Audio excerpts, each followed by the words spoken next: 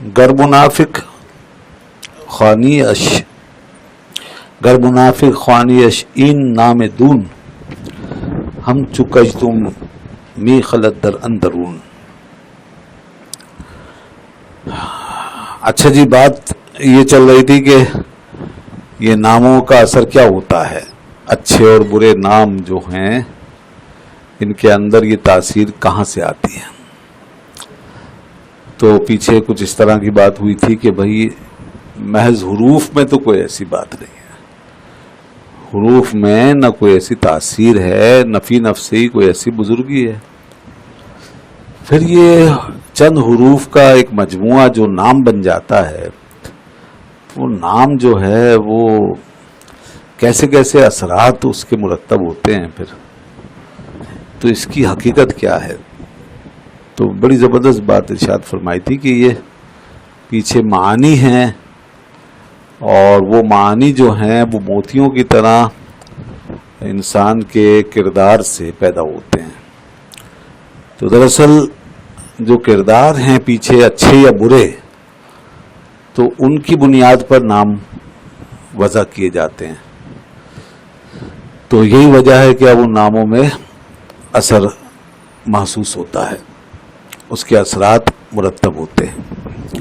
چنانچہ مومن اور منافق بظاہر یہ دو نام ہیں، لیکن حقیقت میں دو کردار ہیں، اور جب ان کو پکارا جاتا ہے تو وہ کردار جو ہے وہ اپنا کام کرنا شروع کر دیتا ہے.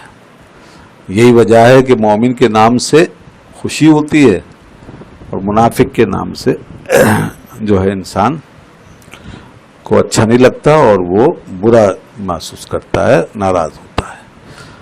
حتیٰ کہ اگر منافق بھی ہو تو اس کو بھی اگر منافق کہو تو وہ برا اسے محسوس ہوگا. تو یہ نام کی تاثیر جو ہے یہ بتائی جا رہی ہے اس لحاظ سے. تو یہاں بھی دیکھیے کچھ اسی طرح کی بات ارشاد فرمائی ہے. مزید اس سلسلہ کلام کو آگے بڑھا رہے ہیں. گر منافق خوانی اش این نام دون، اگر تو منافق کہے نا اس کو، اور این نام دون،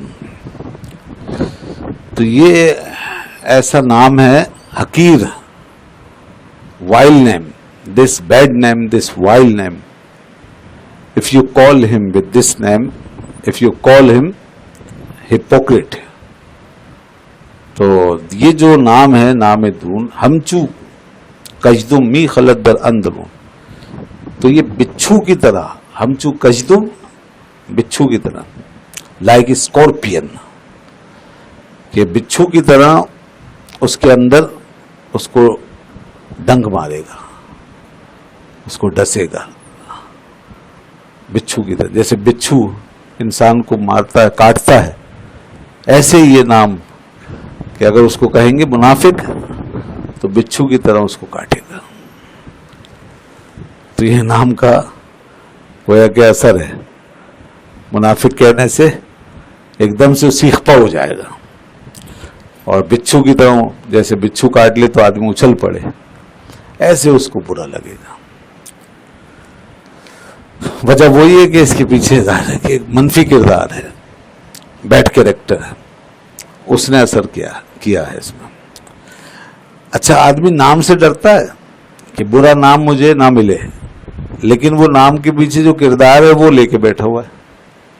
یہ بھی ایک بڑا لمحہ ہے کہ آپ کو نام برا نہ ملے لیکن کام بھلے برا چلتا رہے آپ کا. تو بہت سے لوگ ہیں جو کام برے کر رہے ہیں اور برے کرداروں کے وہ حامل ہیں اور برے کام کر رہے ہیں، دن رات کر رہے ہیں. یعنی ایک شخص تکبر کر رہا ہے، متکبر ہے، لیکن اس کو متکبر کہو تو برا لگے گا. ہم ریاکاری کر رہے ہوتے ہیں، دکھاوا، لیکن ہمیں کوئی ریاکار کہہ دے تو برا لگے گا. حتیٰ کہ ایک اعلانیہ فسق کر رہا ہے، فاسق مولن جس کو کہتے ہیں، اس کو اگر فاسق کہہ دو تو برا لگے گا. تو یہ عجیب بات ہے کہ ہم ناموں سے ڈرتے ہیں لیکن کاموں سے نہیں شرماتے، کہ کام بھلے جتنے بھی بے شرمی کے کر لیں مگر نام اچھا چاہتے ہیں. تو یہ انسان کی کتنی بڑی کمزوری ہے کہ نام کے اثر کو تو وہ پیش نظر رکھ رہا ہے اور اس سے خوف کھا رہا ہے، لیکن جو برا کام کر رہا ہے اس کے اثرات کا اسے نہیں پتا کہ یہ اس کو کیا سے کیا بنا دیا اس نے. دنیا میں بھی وہ برا ہو چکا ہے، اور مرنے کے بعد جو اس کا حشر ہوگا، دنیا میں اس کو کس طریقے سے یاد کیا جائے گا.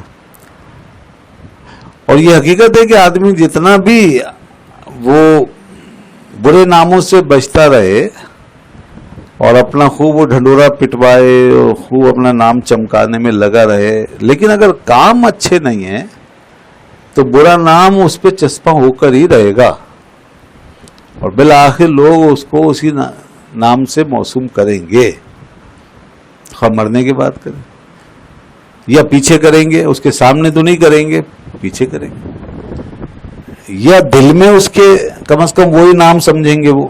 جی ہاں، تو یہ معاملہ اس طرح چھوٹے گا نہیں، اس سے جان چھوٹے گی نہیں.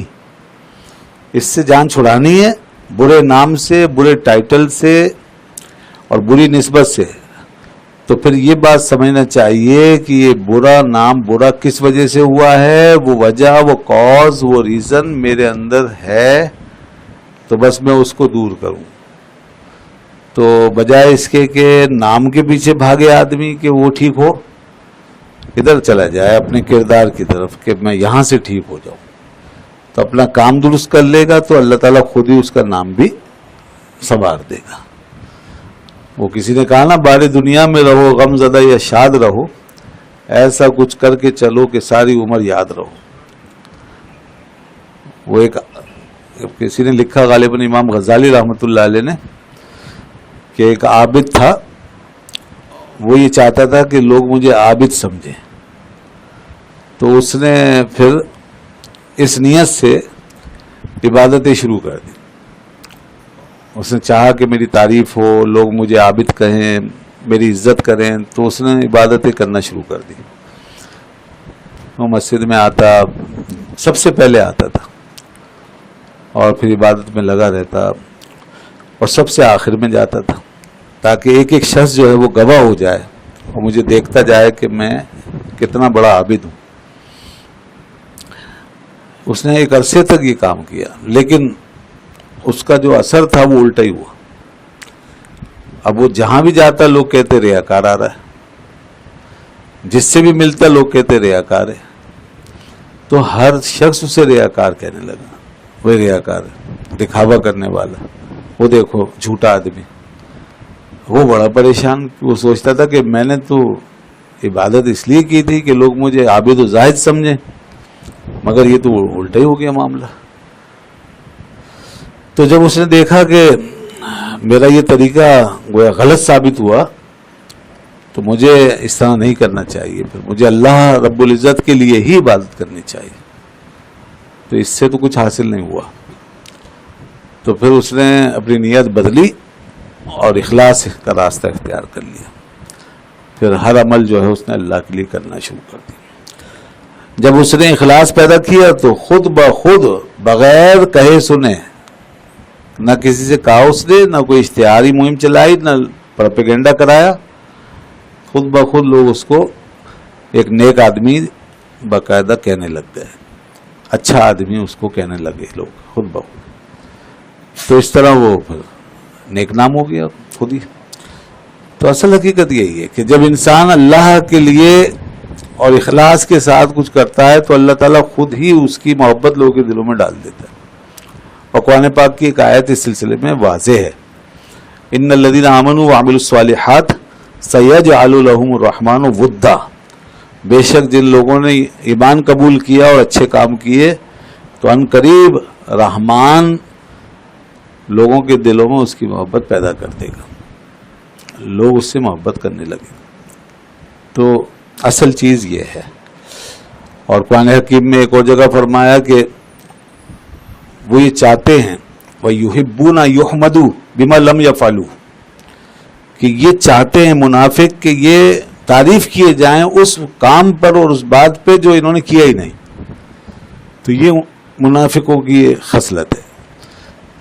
تو گویا کہ یہ جو کردار سے ہماری نظر ہٹی ہوئی ہے یہ ایک قسم کا منافقانہ اثر ہے جو ہمارے اندر آ گیا کہ ہم چاہتے ہیں کہ نام کے ساتھ ہی ہم جو ہے نا وہ پہچانے جائیں، اور کردار چاہے جو بھی ہو، کردار اور عمل جو بھی ہو، تو نام ہی ہمارا اچھا بس لوگوں کو لگے، یعنی نام سے ہماری پہچان ہو۔